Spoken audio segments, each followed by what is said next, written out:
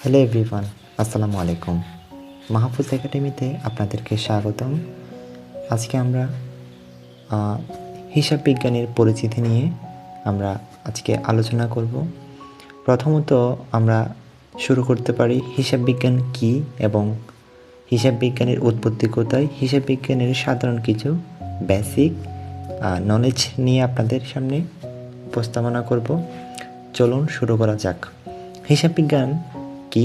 হিসাব বিজ্ঞান হলো একটা তত্ত্ব ব্যবস্থা যা একটা প্রতিষ্ঠানের আর্থিক ঘটনাগুলোকে শনাক্ত করে এবং সেগুলোকে লিপিবদ্ধ করে, এবং অন্যদিকে যারা আগ্রহী ব্যবহারকারী রয়েছে তাদেরকে কী করে তথ্য সরবরাহ করে থাকে।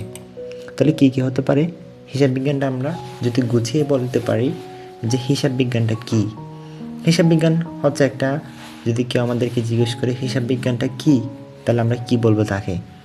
আমরা তাদেরকে বলবো যে হিসাব বিজ্ঞান হচ্ছে একটা তত্ত্বের ভাণ্ডার বা তথ্য ব্যবস্থা, যেটা একটা সম্পূর্ণ একটা প্রতিষ্ঠানের আর্থিক ঘটনাগুলো করে, মানে আর্থিক লেনদেন, অর্থের অঙ্কে পরিমাপযোগ্য ঘটনাগুলোকে কী করে শনাক্ত করে, লিপিবদ্ধ করে, এবং যারা ব্যবহারকারী রয়েছেন, আগ্রহী ব্যবহারকারী, তাদেরকে তথ্য সরবরাহ করে নিশ্চিত করেন। যদি আমাদেরকে কেউ জিজ্ঞেস করে যে হিসাব বিজ্ঞান শব্দের ইংরেজি প্রতিশব্দ কী, তাহলে আমরা কী বলবো? আমরা নির্দ্বিধায় সেটাকে বলতে পারি অ্যাকাউন্টিং, যার বাংলা প্রতিশব্দ হচ্ছে হিসাব বিজ্ঞান। ওকে, যেটার উৎপত্তি হয়েছে ক্যালকুলি থেকে। বা এই ক্যালকুলেটটা কি?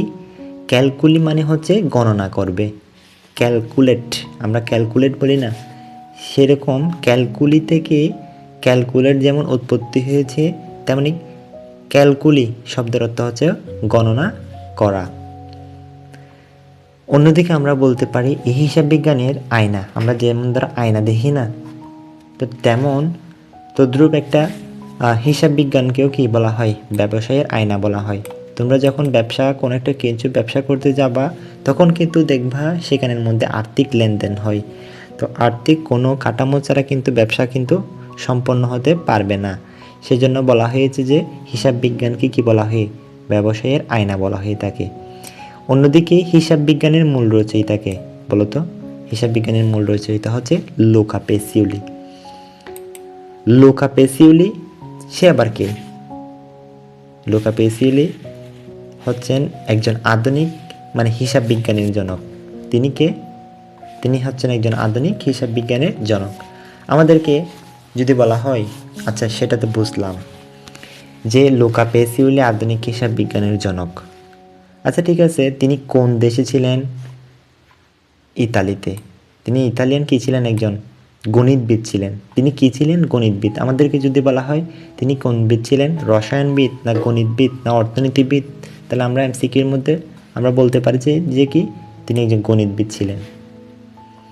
তার একটা বিখ্যাত গ্রন্থ রয়েছেন যেটার নাম বলা হচ্ছে সুম্মা ডি অ্যারিথমেটিকা জিওমেট্রিয়া প্রপরশনি এট প্রপরশনালিটি।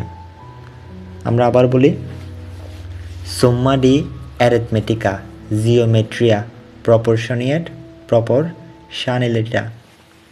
ঠিক আছে, এই 3টা খণ্ডে রচনা করছে, বইটা 3টা খণ্ডে রচনা করছে। শেষ খণ্ডে কিন্তু রচিত হয়েছে কি? Double entry system. শেষ খণ্ডে রচিত হয়েছে কি? যেটাকে আমরা দুতরফা দাখিলা পদ্ধতি বলি, সেটাই কিন্তু এই শেষ খণ্ডের মধ্যে কি হয়েছিল? রচিত হয়েছিল। ওই বইটার খণ্ডের মধ্যে, যেটা প্রকাশিত হয়েছে কত সালে? 1494 সালে। যেটা কত সালে প্রকাশিত হয়েছিল? 1494 সালে। এরপরে দেখি আমরা এতে গণিত, জ্যামিতি এবং হিসাব বিজ্ঞানের নানা দিক নিয়ে কি করা হয়েছে? আলোচনা করা হয়েছে। এই হিসাব বিজ্ঞানের মধ্যে শুধু অর্থের অঙ্কে লিপিবদ্ধ করেই কিন্তু সেটার মধ্যে সীমাবদ্ধ নয়। এছাড়া সেখানে গণিত, জ্যামিতি, হিসাব বিজ্ঞানের এবং নানা দিক কী করা হয়েছে? আলোচনা করা হয়েছে। বইটির একটি অংশে ডাবল এন্ট্রি হিসাব পদ্ধতি, যেটাকে আমরা ডাবল এন্ট্রি বুক কিপিং, বিশদভাবে ব্যাখ্যা করা হয়েছে, যা আধুনিক হিসাব বিজ্ঞানের ভিত্তি তৈরি করেছে। এরপর আমরা বলি লুকা পেসিউলি ছিলেন কি? একজন ধর্মযাজক, দার্শনিক, গণিত শাস্ত্রবিদ। তাহলে তিনি কি ছিলেন? তিনি একেবারে ছিলেন ধর্মযাজক, দার্শনিক এবং গণিত শাস্ত্রবিদ। হিসাব বিজ্ঞানের কয়টা উদ্দেশ্য? অনেকগুলো উদ্দেশ্য আছে, গৌণ উদ্দেশ্য আছে, প্রধান উদ্দেশ্য আছে। তার মধ্যে প্রধান উদ্দেশ্য হচ্ছে কি, আর্থিক ফলাফল এবং আর্থিক অবস্থা কী করা, নিরূপণ করা। তারপর হচ্ছে হিসাব বিজ্ঞানের তথ্য ব্যবহারকারী কয় প্রকার? 2 প্রকার। কি কি? একটা হচ্ছে অভ্যন্তরীণ আর একটা হচ্ছে বাহ্যিক।